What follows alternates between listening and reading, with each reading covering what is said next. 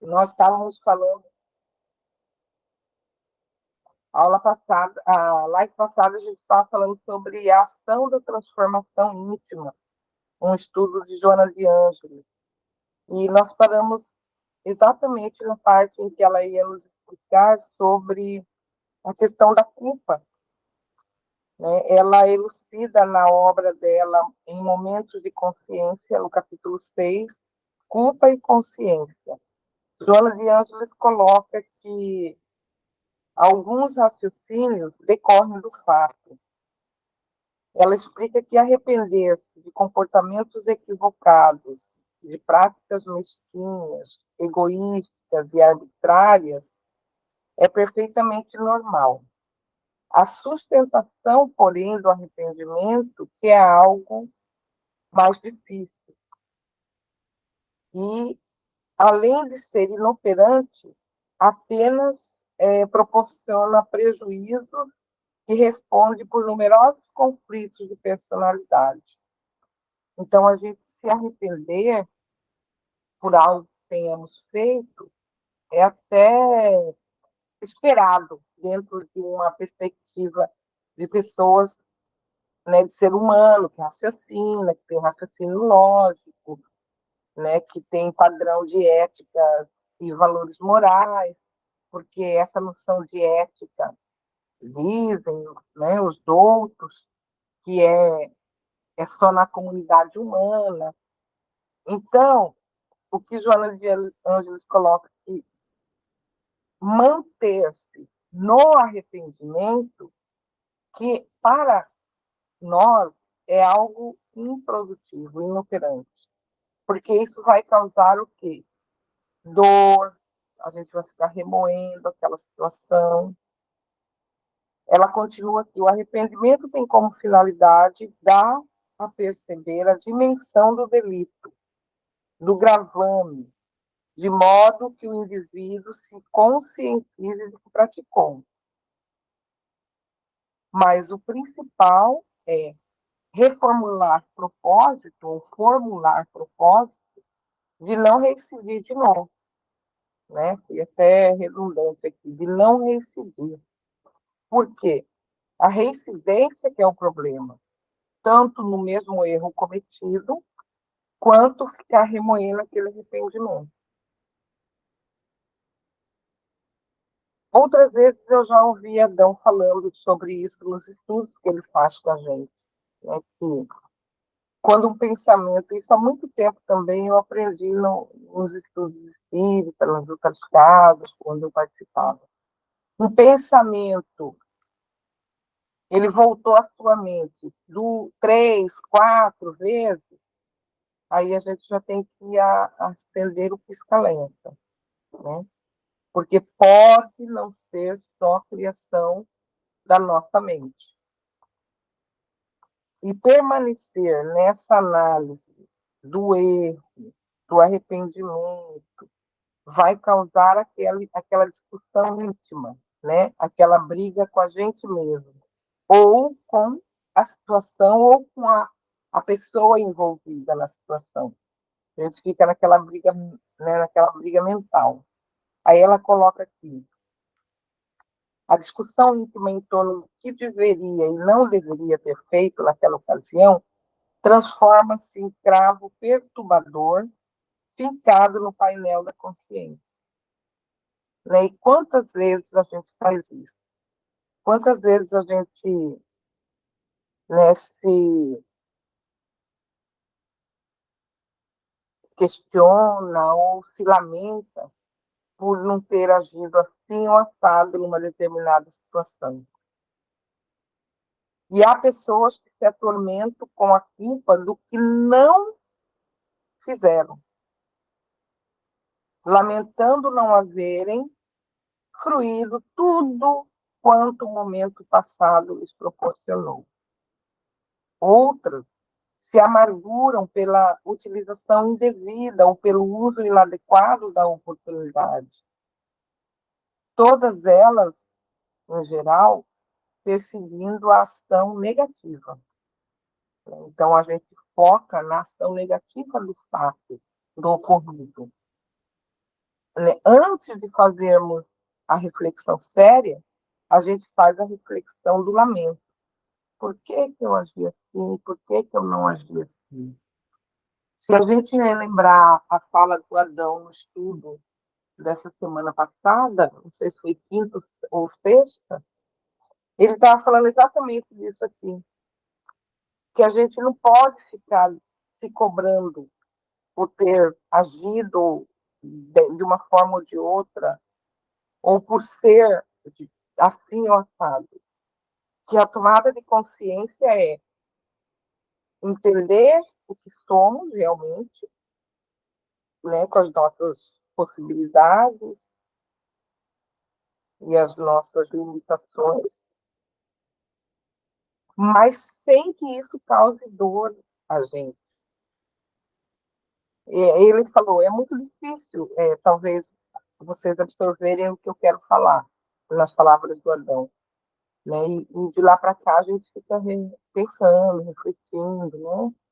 Mas o que, que ele quis dizer? Que o autoconhecimento é algo tão simples, porque é um momento em que a gente toma consciência do que realmente a gente é, ou como realmente a gente está, sem culpa, sem cobrança. Né? Eu sou assim, eu estou assim, e agora? O que, que eu posso fazer para mudar isso? Para melhor, é claro. Né? Joana de Anjos continua, como de hábito em suas mensagens, a benfeitora espiritual passa do genérico e conceitual para o aconselhamento, para a orientação pessoal e direta. Então, ela nos traz mais uma dica, um caminho, uma orientação para que a gente possa sair desse círculo de tormenta ou de lamúria. Ela coloca assim: seja o que for que fizeste ou deixaste de fazer, a recordação da culpa naquele instante, de maneira alguma te ajudará. Não poderás apagar o erro lamentando, por mais que demore nessa atitude. Tampouco experimentará a recompensa reter na lembrança do que poderias ter feito ou deixaste de realizar. A aparente compensação de que a gente possa experimentar nessa situação, enquanto permaneça viva em nossa mente, ela pode chegar a se tornar uma neurose. Ela coloca, pois que voltarás às mesmas reminiscências que se transformarão em cálculo mental no futuro. Então, são palavras dela. A aparente compensação que experimentes, enquanto assim permaneças, é neurótico. Tudo quanto invista para anular o passado, removê-lo ou deixá-lo à margem, será inútil. O que está feito ou aquilo que ficou para realizar constituem experiências de futuras condutas. Águas passadas não movem moinhos, afirma, né, um ditado popular com sabedoria. Palavras dela. Aí ela continua: as lembranças negativas entorpecem o entusiasmo para as ações edificantes, únicas, portadoras de esperança para a libertação da culpa. E há pequenas culpas que resultam da educação deficiente, neurótica do lar, igualmente perturbadoras, mas de pequena monta, porém, que permanecem, né? Permanecem no nosso eu, no nosso interior, e a gente cresce com esses conceitos negativos, né? Quando aquela família tem uma conduta de crítica, de autocrítica, de destacar só o negativo, né, dos seus pares ali, entre os seus familiares.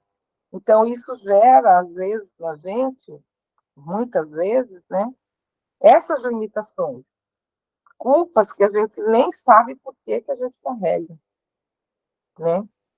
Às margens dessas notáveis explicações e conselhos, a gentil mentora esclarece que a pessoa que se prende à culpa, ela não deseja se libertar, comprazendo-se na irresponsabilidade da não reparação. E compreendida assim a problemática, ela convoca diretamente os interessados a assumir novas atitudes libertadoras. Então, ela chama a atenção que é importante a gente tomar consciência do que fez, do que não fez, se arrepender, mas esse arrependimento ele tem que ser proativo, ele tem que resultar, né, numa vontade de não tornar mais cometer aquele mesmo erro. E aí ela vem novamente com as orientações. Saia da forma do arrependimento e age de maneira correta, edificante. Reabilita-te do erro através de novas ações que representem o teu estado atual de alma.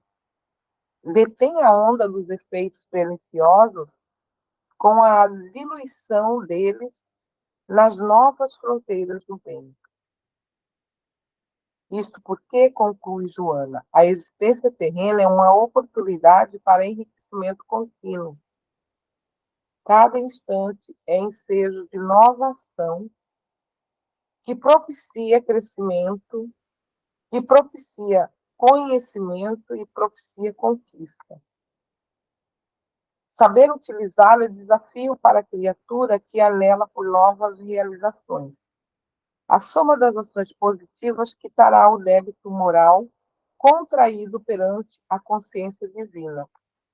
Porquanto o importante não é a quem se faz o bem ou o mal, e sim a ação em si mesma em relação à harmonia universal. Isso é muito importante, né? Ultimamente, a gente já, ou há muito tempo, a gente já vem ouvindo essa orientação de que somos corresponsáveis por tudo que acontece na Terra, no universo em si, porque somos ecos, somos ressonância, somos energia. Então, ela coloca para a gente o mais importante é se arrepender, e não é nem tanto corrigir aquele mal, mas como que mudar a atitude e, e dali em diante dessa tomada de consciência, começar a fazer coisas melhores, coisas positivas, para poder amenizar aquele mal, né? Ela até coloca aqui, quitar, né? A soma das ações positivas quitará o débito moral contraído perante a divina consciência. Né? Isso é muito edificante, isso é muito confortador para nós, encorajador, né? Porque a gente vê o quanto que a consciência divina é amor. Ela nos dá a oportunidade de reparar isso. Né? Ela está sempre pronta a nos acolher. Então, ela coloca isso, é muito importante, a gente não pode esquecer, e tem que pôr isso na nossa mente, no nosso íntimo, né, que o débito das ações positivas quitará o débito moral. Claro que isso não é de um dia para o outro, de um passo de mágica, às vezes pode não ser numa mesma encarnação, mas se a gente começar a se propor a mudar, a melhorar, a praticar coisas boas e perseguir isso, lembrando que somos seres eternos, então isso vai se somando, né, no nosso livro da nossa vida, e vai chegar uma hora que alguém, né, a espiritualidade, a consciência divina, alguém vai falar para a gente, olha, você conseguiu, né, já amenizou aí, mitigou tantos por cento aí das coisas erradas que você andou fazendo. Vamos para frente, vamos caminhando, vamos seguindo. Aí ela continua, já se afirmou que o médio geralmente traz um compromisso de provas, às vezes com passagem obrigatória pelas experiências expiatórias das obsessões, demoradas ou não. Ele preferiu esse campo de provas pela grande abrangência de serviço que poderia viabilizar nas duas esferas da vida, física e espiritual. Olha a nossa responsabilidade enquanto médico. Se quer a vitória, não poderá focar-se na culpa, mas na virtude do remédio que lhe trará a cura. Esse remédio é a faculdade abençoada que Jesus, o médico divino, lhe prescreveu para ser tomada com responsabilidade. Então, quando a gente pediu, quando a gente veio e reencarnou com esse compromisso da mediunidade, nós já viemos com acréscimo de misericórdia, né? Porque, de certa forma, é difícil. Às vezes, até você entender, descobrir, se acostumar, né, com essa experiência, leva um tempo. Muitos de nós, às vezes, nem conseguem, né, vivenciar essa mediunidade.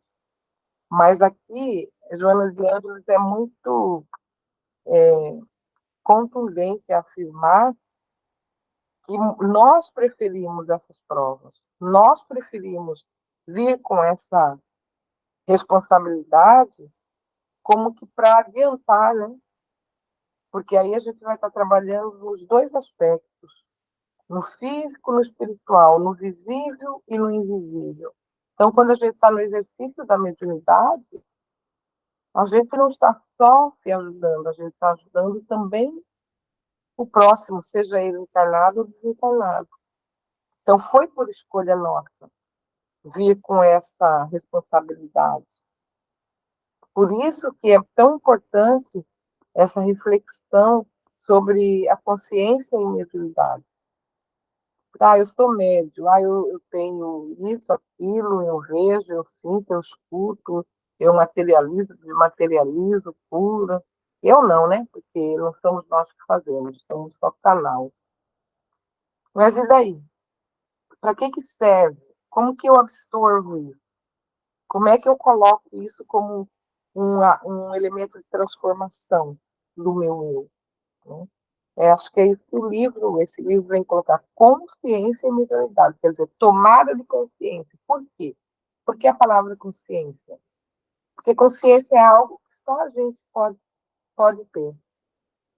Só pode acontecer da gente para a gente mesmo, se é isso que eu posso falar. Por isso que a gente não usa a expressão vou conscientizar alguém. Não, ninguém conscientiza ninguém.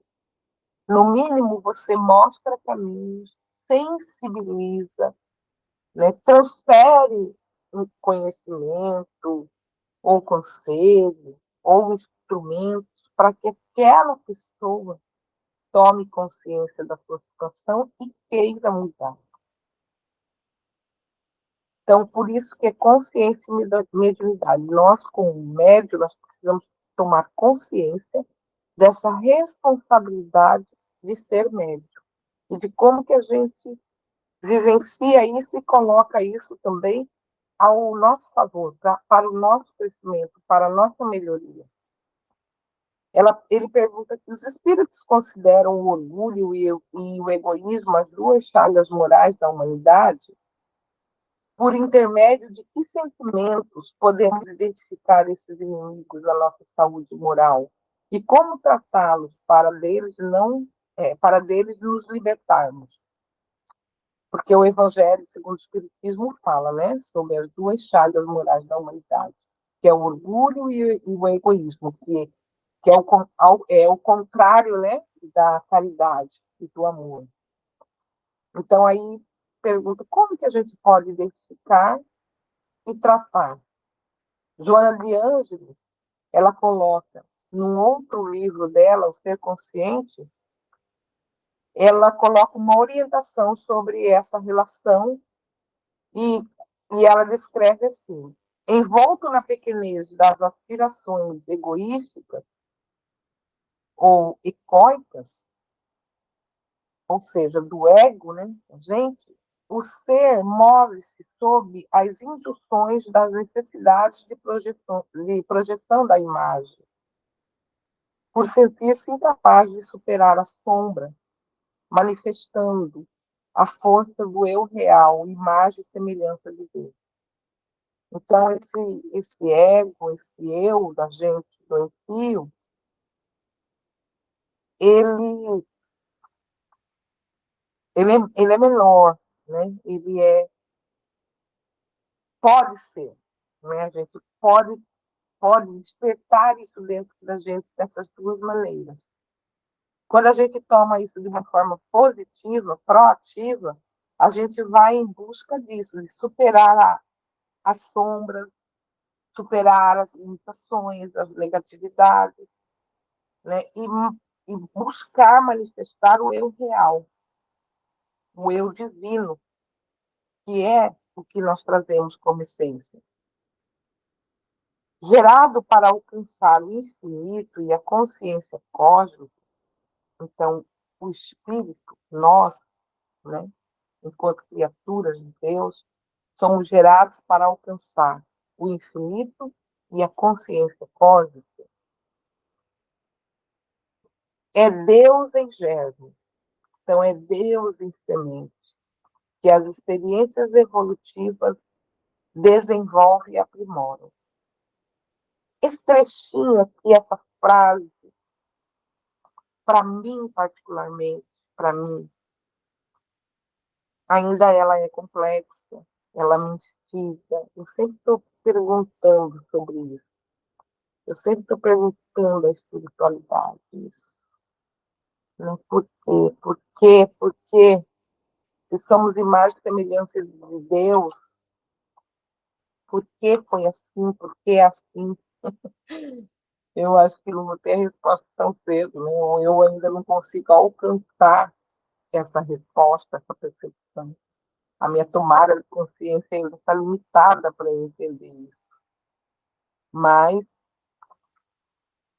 creio nas palavras da espiritualidade, do Mestre Jesus. Então, creio nisso como uma verdade. Né? Que somos gerados puros, né? E simples para alcançarmos, para desenvolvermos, para irmos em direção à consciência cósmica. Aí ela continua. O ego, projetando-se em demasia, compõe quadros de aflição em que se refugia e, negando-se a lutar, desenvolve fantasmas gigantes que o protegem. Que ela usa essa linguagem metafórica, né? Quando ela coloca quais cogumelos ou iguais a cogumelos venenosos que desabrocham em terrenos úmidos e férteis, medrando seu psiquismo atormentado e passando ao domínio escravizador. Então, essa figura, essa linguagem, né, metafórica que ela usa é para tentar explicar para a gente que nós precisamos voltar para dentro da gente mesmo, reconhecer o que nós somos. É difícil isso, né? Mas não é impossível, porque a gente é criado para não ver isso. A gente não é educado desde que a gente nasce para ver, para se ver, para entender como realmente nós somos. É sempre colocado como uma forma pejorativa. Você é isso, você é aquilo, você é mimado, você é bravo, você é nervoso, você é bom, você é alegre, você é triste, você é meigo, você é doce, você é egoísta. Então, é sempre colocado isso de uma forma crítica. E então a gente vai bloqueando. É como se a gente criasse uma máscara, uma barreira para não ver esse lado obscuro da nossa personalidade, né? Esse lado que ainda não se desenvolveu a caminho da consciência divina. Então a gente meio que camufla isso. E aí é o erro. Camuflar isso. Não, a gente tem que ver isso. Tomar consciência sobre isso para mudar. Né? Entre os terríveis gigantes da alma que têm predomínio na natureza humana, destacam os ressentimentos, os ciúmes, as invejas, que entorpecem os sentimentos. assulam a inferioridade e terminam por vencer aqueles que os vitalizam. Caso não se resolvam enfrentá-los com hércula decisão e pertinência e pertinaz insistência. Então, às vezes, a gente dá um passo para errei, agi dessa maneira. Levantei a voz, respondi à altura algo que não precisava. O que é isso? É o ego da gente que foi machucado. É o ego que não sabe ouvir o não. É o ego que não sabe receber crítica. Aí a gente já reage, né? Até brinca, não precisa me pegar. Eu sou uma pessoa boa até não mexer comigo. Olha como somos ignorantes, né? E aí, isso aí é o ego da gente. E às vezes, ele fica tão inflamado que a gente se deixa levar pelo despeito, pela sensação de inferioridade. Só que a gente não pensa assim, a gente já pensa do outro lado. Ao invés da gente realmente olhar para si e falar, mas por que eu estou me sentindo inferior àquela pessoa? É porque ela é assim, alegre, feliz, bonita, tem sucesso, ou porque eu me acho incapaz, tenho baixa autoestima, né? Então a gente vai sempre projetar isso no outro, na situação, mas nunca olhar para dentro de si mesmo e pensar, não, peraí, mas eu não preciso sofrer por isso. Eu não preciso sofrer porque eu não estou nessa condição. Eu não preciso sofrer porque eu não tenho isso. Estão me ouvindo bem, gente? Alguém me dá um feedback? Hello?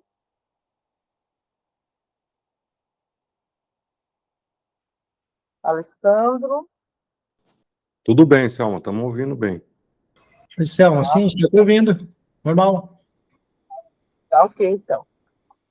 Então, vamos continuar aqui. Ela vai entrar ela vai fazer destaque dessas três condições que ela colocou aqui. A inveja, o ressentimento e o ciúme. Como esses sentimentos são pesados e como é importante a gente pensar sobre isso.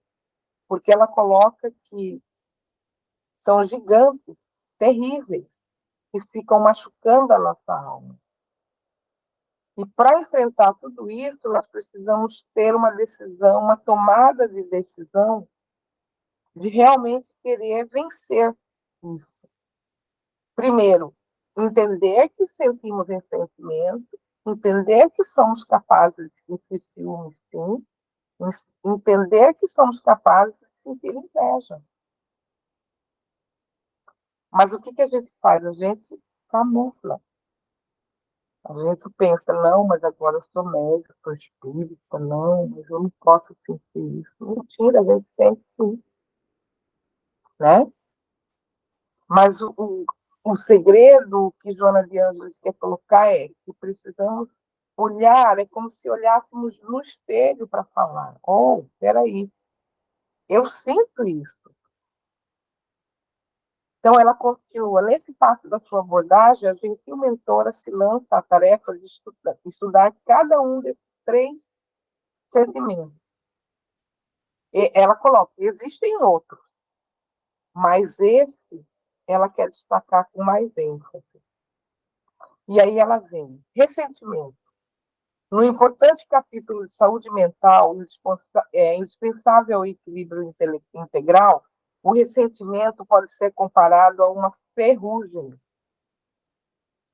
na sensibilidade, no amor, quer dizer, algo que fica corroendo, minando, destruindo aos poucos, transferindo-se para a organização somática, refletindo-se como distúrbios gástricos e mentais de demoradas consequências.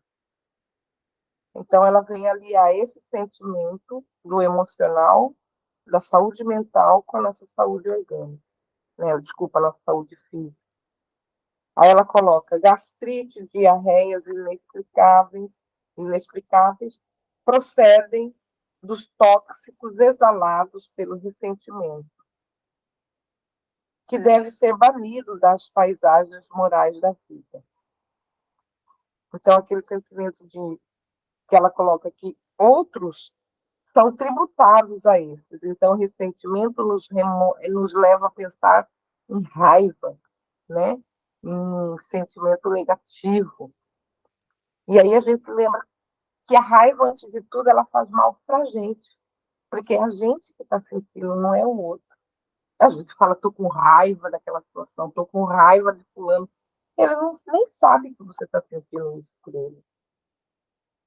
Então, ela traz uma explicação muito direta sobre como que a nossa saúde mental atinge o nosso físico. Nesse sentido, Paulo tem estudado muito sobre isso, tem explicado muito para a gente, o Dr. Ronaldo, a Maria Luísa, né, o Adão e os médicos do plano astral, os mentores, vêm dioturnamente falando isso para a gente. Continuemos. Quando o ressentimento exterioriza as suas manifestações, deve ser combatido. Deve ser combatido mental e racionalmente, eliminando a ingerência do ego ferido e ensejando a libertação do eu profundo, invariavelmente esquecido e relegado ao segundo plano. O indivíduo, por intermédio da reflexão e do autoencontro, deve preocupar-se com o desvelamento do si, identificando os valores relevantes e os valores negativos, sem conflito, sem escamoteamento, trabalhando aqueles que são perturbadores, de modo a não facultar ao ego doentio o apoio psicológico neles, para esconder-se sob o ressentimento na justificativa de buscar ajuda para a autocompaixão. Ui, isso é muito sério, né?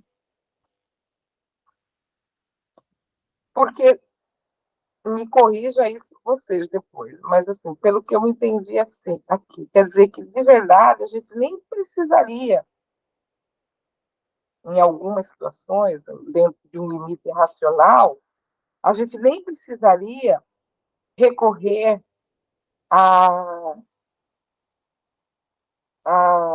mecanismos de terapia, né, de autoajuda, se realmente a gente conseguisse tomar consciência do nosso ego doentio,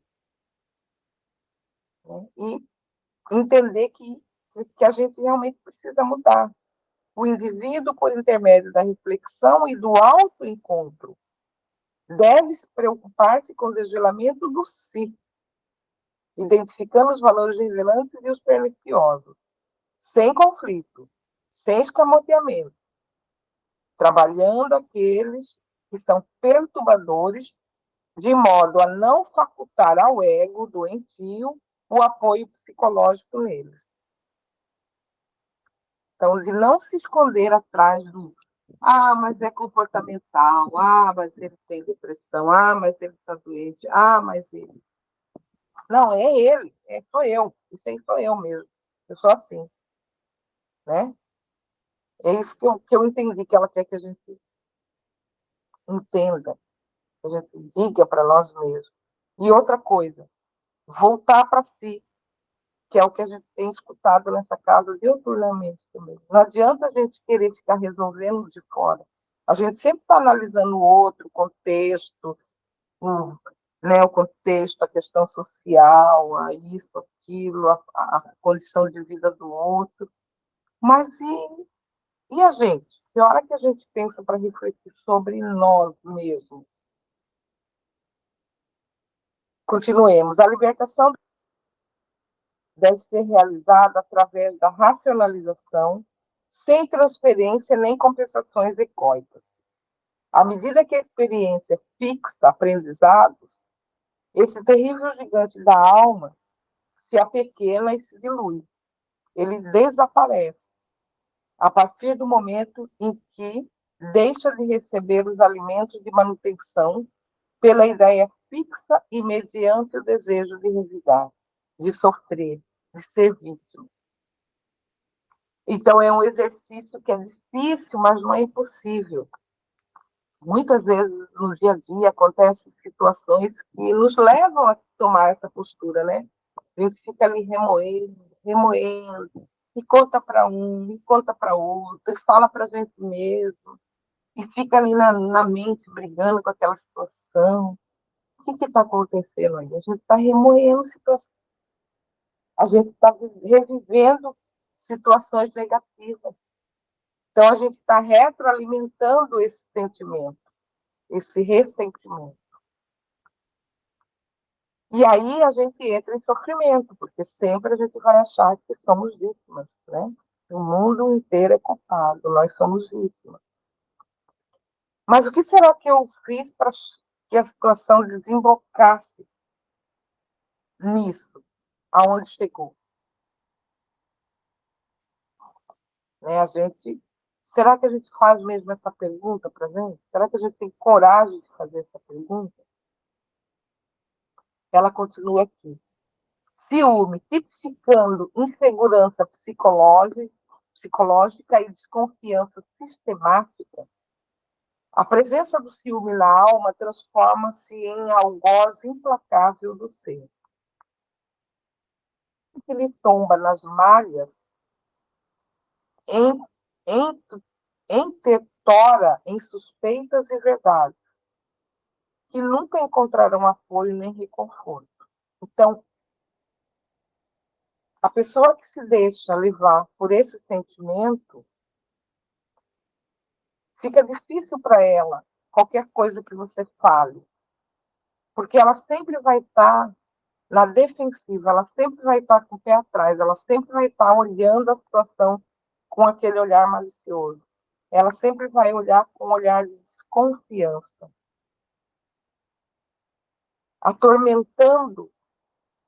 Atormentado pelo ego dominador, o paciente, quando não consegue asfixiar aquele a quem estima ou ama, dominando-lhe a conduta e o pensamento, ele foge para o ciúme, em cujo campo vivia a fim de integrar-se aos sofrimentos masoquistas, que lhe ocultam a imaturidade, a preguiça mental e o desejo de se impor à vítima da sua própria psicopatologia.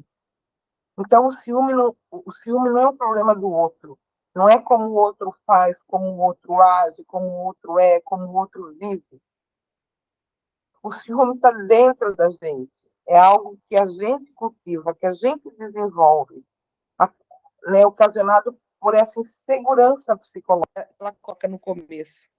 Insegurança psicológica e desconfiança sistemática. É assim que ela tipifica, é assim que ela classifica, é assim que ela conceitua ciúme.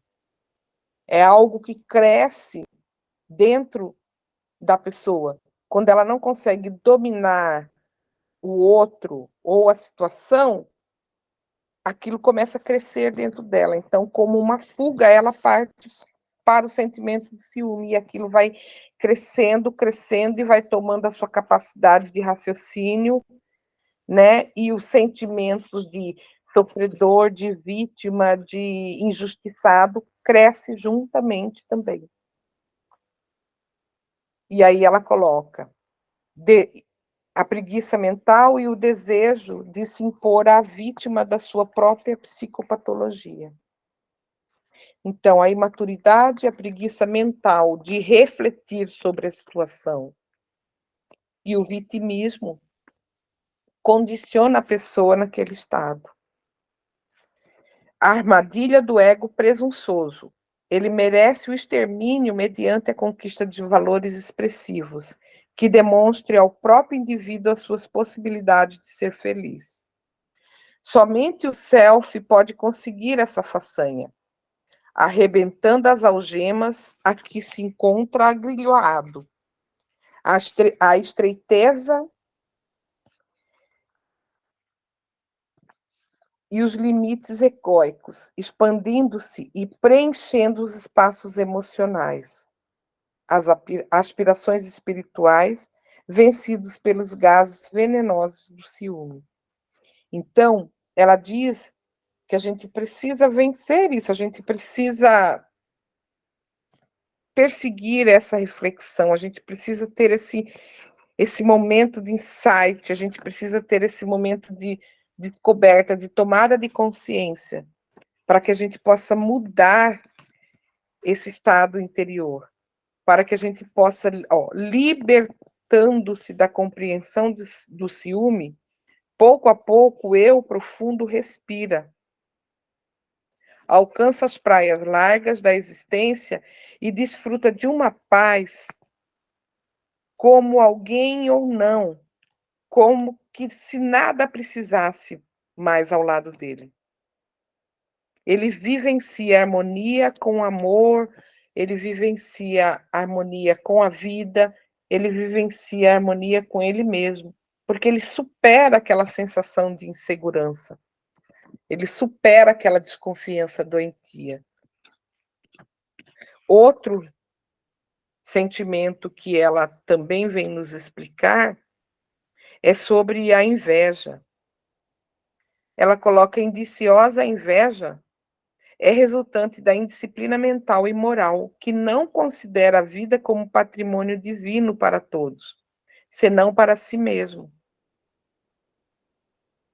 Trabalha por inveja para competir, sobressair e destacar-se. Não tem ideal, nem respeito pelas pessoas, nem pelas conquistas. Normalmente, moroso e sem determinação, resultado da sua morbidez inata, o enfermo da inveja nunca se alegra com a vitória dos outros e nem com a alheia realização. Ele está sempre na defensiva, ele está sempre na espreita. Ele nunca tem uma palavra positiva para a conquista do outro. Ele sempre tem uma crítica, né? Pesada, negativa, pejorativa. Ela continua, a terapia para inveja consiste inicialmente na cuidadosa reflexão do eu profundo em torno da sua destinação grandiosa. No futuro, avaliando os recursos de que dispõe e considerando que a sua realidade é única, que a sua realidade é individual, não podendo ser medida nem comparada com outras, em razão do processo da evolução de cada um. Então, a tomada de si, né, da consciência de si mesmo, de nós mesmos, a tomada da consciência de que somos espíritos com o germen, com a semente divina, e que nós fomos criados para ir em direção a essa perfeição, já é motivo suficiente para a gente focar na gente mesmo. E isso não é ser egoísta, porque a gente está focando na gente mesmo, mas procurando ser melhor. E tudo que vem de dentro alcança o entorno. Se nós somos energia, né? Sentimento, pensamento, energia, então tudo que emanamos de dentro do nosso ser, a gente alcança, cria ressonância, vibra no exterior. Então, se a gente tem coragem de tomar essa consciência, de ir para dentro de si, se conhecer e perseguir essa melhora, essa proatividade, essa positividade, automaticamente a gente vai começar a emanar essas energias e vai criar ressonância fora da gente. Então, automaticamente a gente começa a vivenciar, a ter experiências, relações melhores, né? Relações mais leves, mais de vínculos, né? Fortalecidos pelo respeito.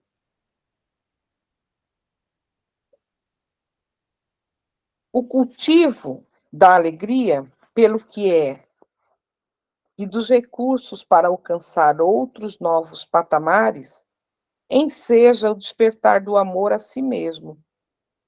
Enseja também o amor ao próximo e a Deus, como meio, como meta para alcançar a saúde ideal, que lhe facultará a perfeita compreensão dos mecanismos da vida e as diferenças entre as pessoas, formando a grande unidade cósmica.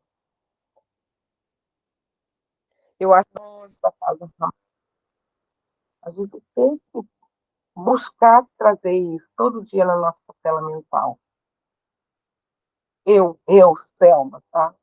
Eu faço um exercício bem simples. Eu mentalizo uma mandala, aquelas que o Adão sempre coloca nos cursos, né?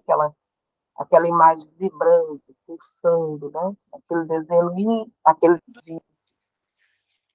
Porque aquilo me remete a isso, a ressonância, a energia, a vibração. Então, quando a coisa está muito ruim... Aqui está.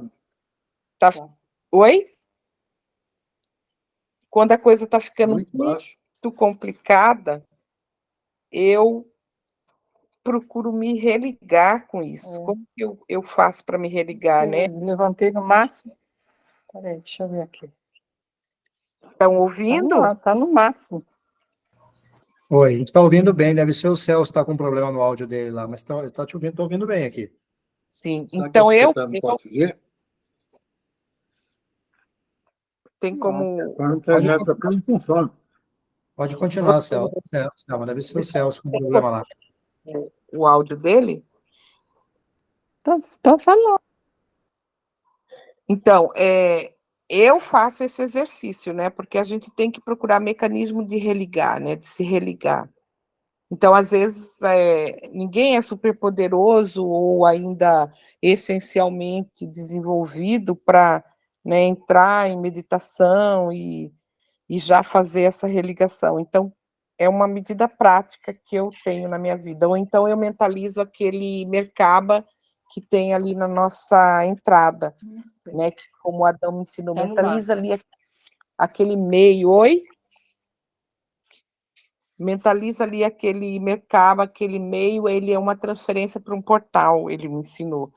Então, eu vou procurando esse subterfúgio, vou procurando criar essas imagens na minha tela mental para fazer isso, para procurar o cultivo de coisas positivas que me levem a me aproximar desse desenho cósmico, né, que me retoma a consciência, que fala, olha, para, que você tem responsabilidade, tudo que você pensa, sente aqui, fala ou faz, ressoa.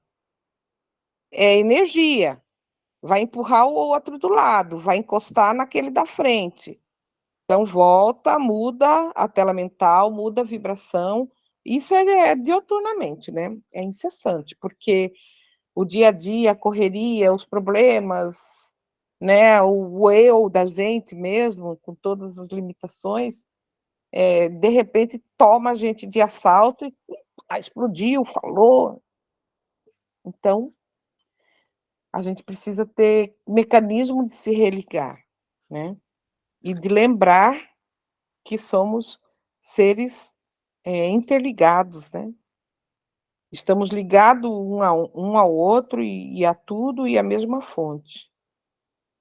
Claro que Deus, na sua perfeição suprema, né, nunca ele se deixa abater ou chegar perto dele qualquer energia, no mínimo negativa que seja, jamais, né? E aí nas escalas de desenvolvimento, a gente pode ver aí, né, a espiritualidade, os mestres ascensionados, e assim vai.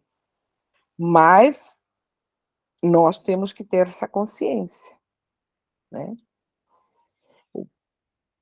Essa questão de estar vibrando na terceira dimensão, na quarta, na quinta, né? Então, tudo isso são ensinamentos para que a gente tome consciência que nós estamos interligados de alguma maneira, né? E que a gente tem que procurar melhorar, quer dizer, elevar, subir, ascender, mudar, né?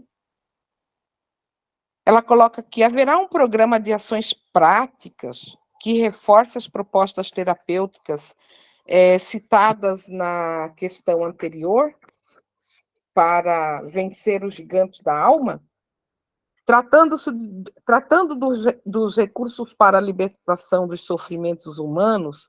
O capítulo 8 da obra de Joana de Ângeles, O Homem Integral, propõe a coragem como fator decisivo para o bem da criatura humana, e que, para adquiri-la, basta o interesse consciente e duradouro em favor da aquisição da felicidade, que deve se tornar a meta essencial da nossa existência.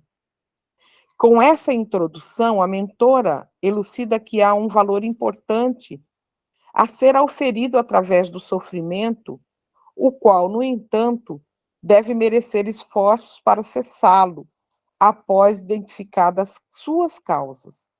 Assim, ela descreve: o sofrimento em si mesmo é fonte motivadora para as lutas de crescimento emocional e amadurecimento da personalidade, que passa a compreender a existência de maneira menos sonhadora e mais condizente com a sua realidade. Os jogos e ilusões da idade infantil, superados, dão ensejo a uma integração consciente do indivíduo no grupo social no qual se encontra, fomentando o esforço pelo bem dos demais, por saber-se membro valioso e entender, por experiência pessoal, os gravames que a dor proporciona. E, não obstante esta experiência lúcida, sabe que o esforço a envidar para libertar-se dos sofrimentos é, por sua vez, conquista da inteligência e do sentimento postos a serviço da sua realização mental, pessoal e comunitária. Na maior parte dos métodos, a vontade do paciente prevalece como fator de alta importância, excetuando-se os referidos sofrimentos por sofrimentos. E mesmo em grande parte deles, a reflexão bem direcionada gera uma psicosfera de paz renovadora, que o envolve e alimenta, levando à libertação deles. Então, sofrimento por sofrimento são as situações que estão pré-determinadas na nossa vida, né? São as situações que a gente vai ter que vivenciar, né? Mas que quando nós já conseguimos ter essa tomada de consciência, e quando da ocorrência desses fatos inevitáveis, que para nós ainda são sofrimentos, como uma doença, a perda de um ente querido, de um familiar, uma condição de perda de toda a condição material, qualquer coisa dessa natureza. Quando vivenciados, ainda quando vivenciados, porque estão colocados na nossa história, na linha da nossa vida, que temos que vivenciar essa experiência, quando já despertos pela consciência, a gente consegue ter uma reflexão melhor, uma reflexão mais direcionada, e a gente consegue gerar em torno da gente essa psicosfera de paz, de tranquilidade, passando por essa situação de uma outra forma. Então, os problemas vêm, os problemas existem, as situações existem, as doenças existem, nosso corpo é finito. Mas como a gente passa por isso é a diferença. Então, ela coloca para a gente que o sofrimento é inevitável, mas a forma como a gente passa por ele que pode ser diferente. A partir disso, a partir da gente querer, né? Do nosso esforço para ter essa tomada de consciência. Elucidada assim a questão, ela prescreve a terapia como justificativa esclarecedora, que resumimos. Aí ela vem com os passos terapêuticos. A. Considerar todos os indivíduos como dignos de ser amados e tomar por modelo alguém que o ama e se lhe dedica. Por isso mesmo, credor de receber todo afeto. Esse sentimento, sem apego nem interesse gerador de emoções perturbadoras, desarma o indivíduo de suspeitas, de ansiedades e medos, e, ao mesmo tempo, dirimindo as incompreensões de outrem e desarticulando quaisquer planos infelizes. B. Identificar e estimular os traços de bondade do caráter alheio. Não há solo, por mais sáfaro, por mais estéril que seja, que tratado não permita o nascer das plantas.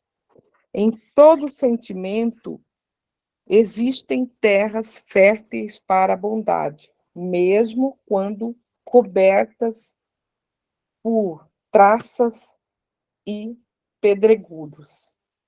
Ou seja, a semente divina está em nós. C. Aplicar a compaixão quando agredido. Ui!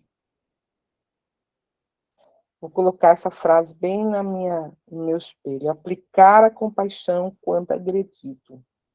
Uma reação de pesar ante o ato infeliz produz um efeito positivo ao agressor.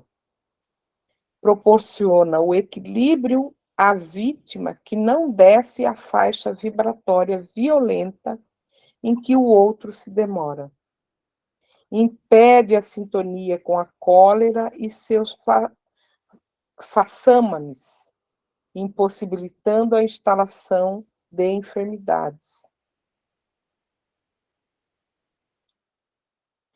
A compaixão dinâmica, aquela que vai além da piedade, buscando ajudar o infrator, expressa de bondade e se enriquece de paixão participativa, que levanta o caído, embora seja ele o perturbador. D.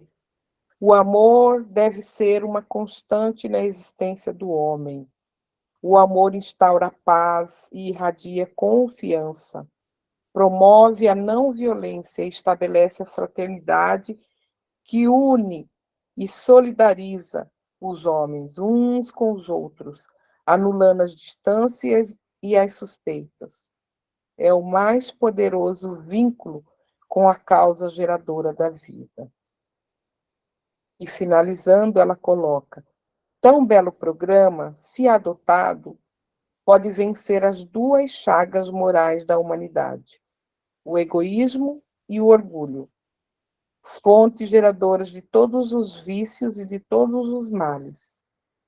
E assim acontecendo, a mediunidade se enflorescerá de belas e radiantes luzes, conduzindo o seu portador até o mediunato ou a mediunidade com Jesus e a serviço dele.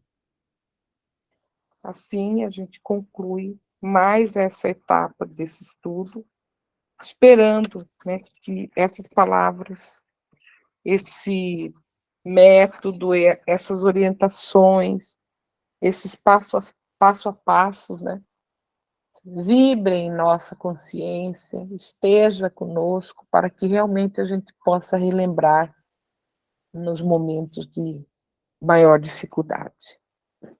Assim,